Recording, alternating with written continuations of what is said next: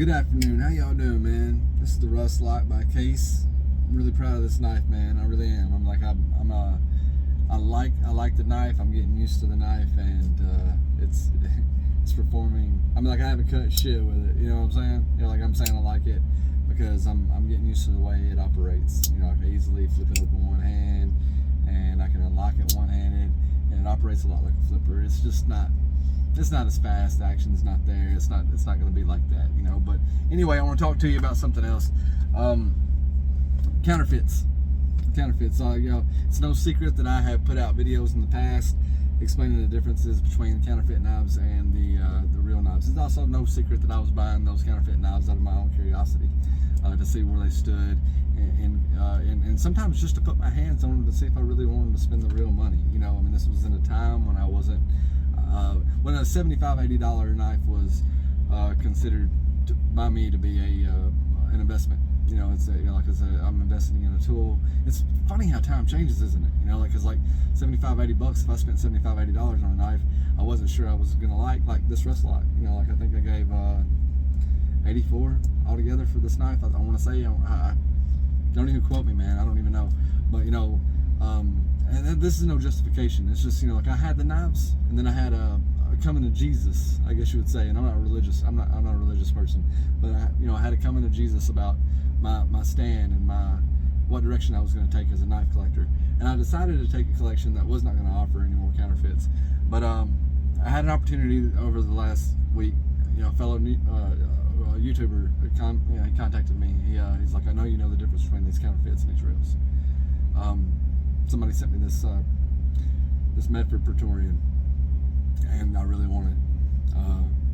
Everything looked good to you, and I was able to tell him no. I've never handled a Praetorian. I'm not a real one nor a fake one. I've never owned a fake Medford. That was always one of those brands that I was like, I'm not, you know, I wouldn't do that. They don't do business in China. So, like, I guess in a way, I justified it in my head. I was like, if Spyderco's getting knives made in China, and we know they are.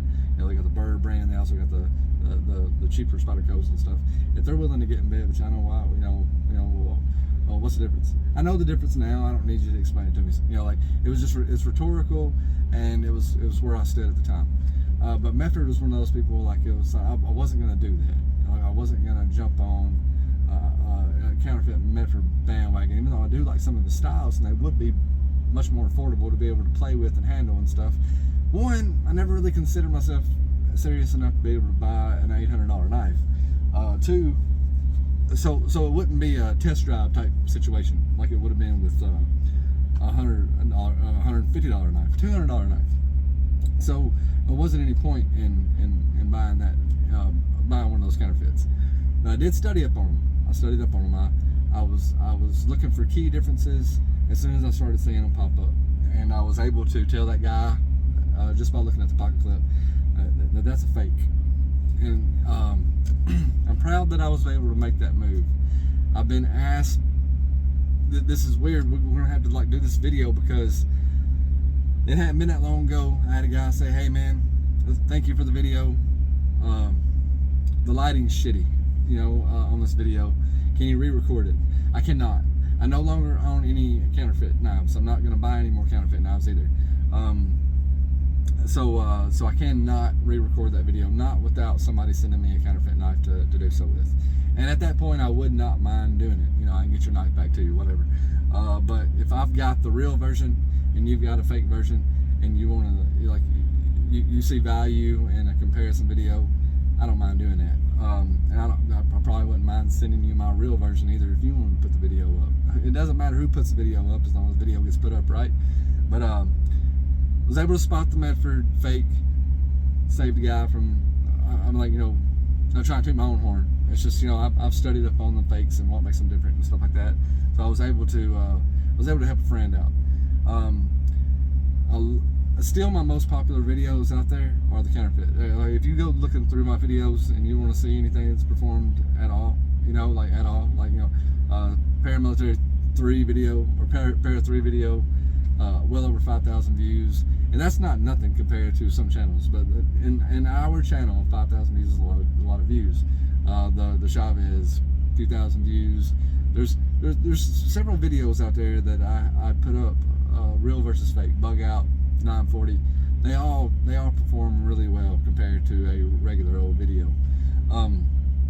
And that sucks, in a way, but that's kind of it's giving people an avenue to be like, hey man, I trust you, I trust you in your opinion about this knife. What's it look like to you, and most of the time I can help people out. There's been some instances where people are mad, like, hey, you had to have the real version right beside the fake version in order to be able to tell the difference. No, I did not. I understand where you're coming from, but I did not. There's telltale differences. Pair 3 was where the comment, I think one of the latest comments on the video was that guy saying, you say you can show us the differences, but you had to have the real right beside it. No, I mean, I told you in that video that if you have a period between Golden and Colorado, it's fake. If you have a comma, it's probably real. There are some people out there that are counterfeiting better than others, right? But so there's other things to look for. But like, if you have a period between Golden and Colorado, it's automatically fake. That's not how we do things over here. Anyway, I appreciate all the enthusiasm. It's my own bed. I made it.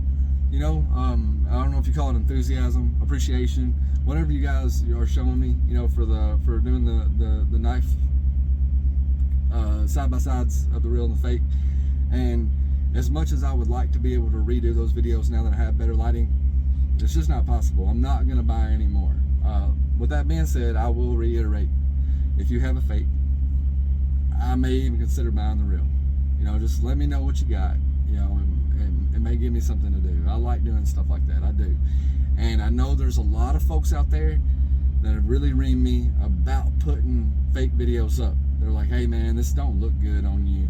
I get it, but there's a value in having the videos out, and the values pay off whenever I have somebody say, hey, you saved me from buying a fake knife. That's all the justification I need for doing what I did. That's all the justification I really need for doing what I did. And I would do it again if I knew it would save somebody else. But I'm not going to intentionally go out and buy fake knives anymore. I really don't even like buying Chinese knives anymore. There's some Rough Riders that I'm wanting to check out now that I'm kind of in these slip joints, right?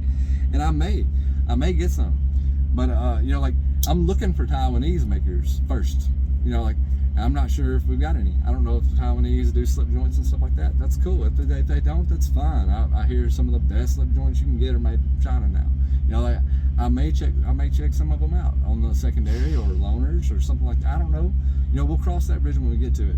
But I'm having a tough time battling with myself on just buying legitimate knives from China. My knife buying days from counterfeiters definitely over with. I'm glad I can contribute where I can contribute. If you feel like you have the tools to help me contribute more, if you own a fake knife and you're like, hey, I would like to see the comparisons between this knife and the real knife. Like I said, I may consider buying it. It'll have to be something I want anyway, but I may consider buying the real knife, and we can go from there. I don't mind doing the videos. I do mind buying them, and I don't promote you to buy them. Hey, Billy said he recorded if I bought it. Now, don't go buy the knife just because I said I would record the video. If you already own it and you wanna see some good come out of that fucked up decision that you made, because you made it, I made it. Everybody that's that has bought these counterfeit knives, they've made those fucked up decisions. If you want to see some good come out of those decisions, I will help you out. And it would help me out too. It would help me out to be able to come up with another video. Obviously, but that's no reason to go out and buy fake knives. I'm not going to do it. I don't expect you to do it either. If you've already got them, that's a whole different story. But thanks for everybody that's been reaching out. I'm extremely happy that I was able to help a couple people out from buying fake knives. Didn't catch a couple of them in time. I'm sorry about that too. That sucks. We've all been there. I think. I mean, like, you know, most of us, not all of us, but some of us have been there. I could count on both hands real quick all the people that I know that bought a fake Benchmade bug out, and they're, you know, because it was a very well produced clone or counterfeit, basically because there wasn't a lot of structure to fake anyway. You know, the knife's not a very complex machine, right? I mean, the real one, you know, so it's not like they had a lot to work around, you know, like, or to be careful of. It was just a stamp and a thin piece of metal and a couple pieces of plastic, and call it a day.